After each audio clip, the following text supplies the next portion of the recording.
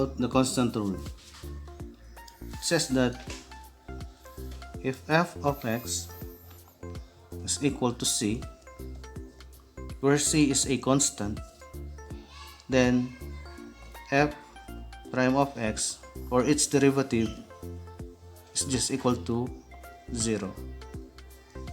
Say for example, if we have f of x is equal to 5,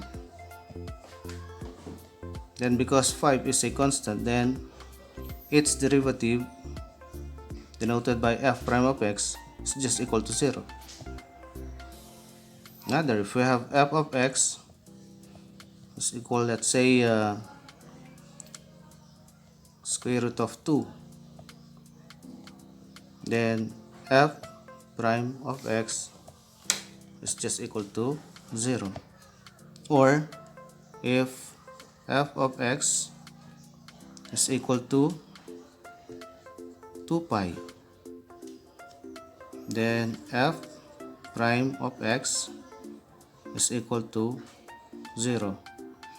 So just remember that when we have a constant, whether it is a rational number or irrational number, then its derivative is always equal to 0.